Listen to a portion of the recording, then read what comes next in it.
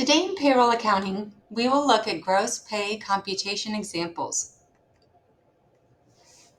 Evan worked the following schedule: Monday, 8 hours 9 minutes, Tuesday, 7 hours 48 minutes, Wednesday, 8 hours 25 minutes, Thursday, 7 hours 54 minutes, and Friday, 8 hours 35 minutes. If his company pays for every minute, compute the following. Down below in the table, you see we have the day, the hours, minutes, quarter hour, and hundredth hour.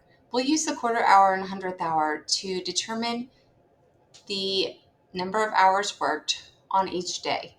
On the left-hand side, we have Monday, Tuesday, Wednesday, Thursday, Friday, and totals. On Monday, Evan worked 8 hours and 9 minutes. In quarter hours, this is closest to 8.25.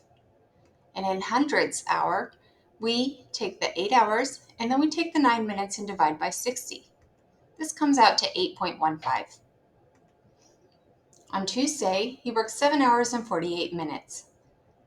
When using quarter hours, this is closest to 7.75. For hundredth hour, we'll take the 7 hours and then we'll take 48 minutes divided by 60 to get 7.8. On Wednesday, he worked 8 hours and 25 minutes.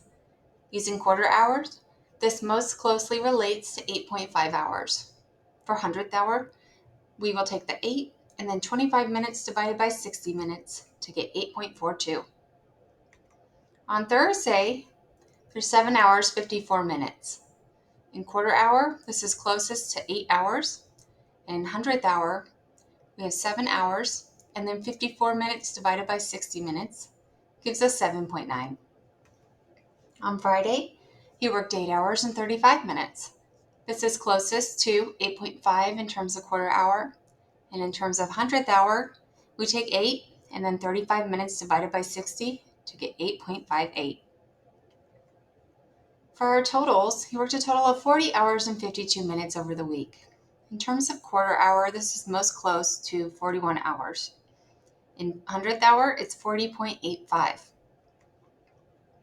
Which pay is more favorable for Evan, quarter hour or hundredth hour?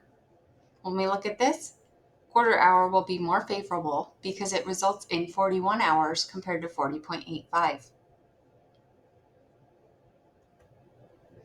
Natalie is a salaried exempt employee with a contract that stipulates 42.5 hours per week at $44,500 per year. This week, there was a company paid holiday for 1 day.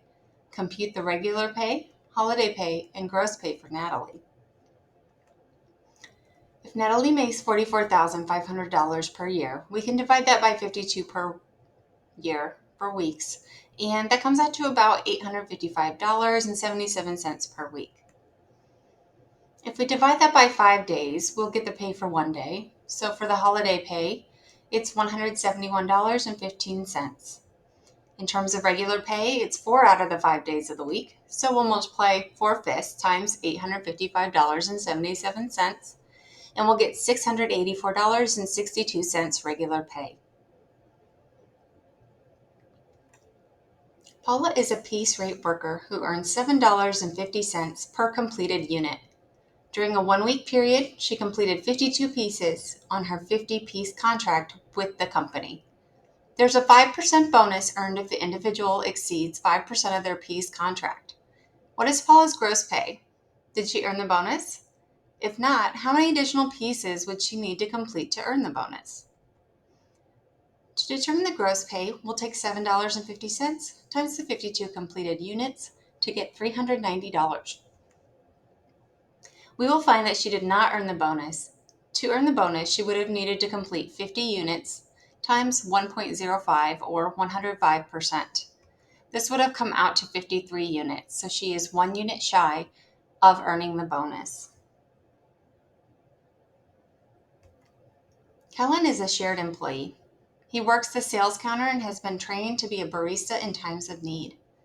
During other employees' vacations, he was asked to work as the barista on 3 days for 5 hours each day. When he works the sales counter, he earns $8.75 per hour.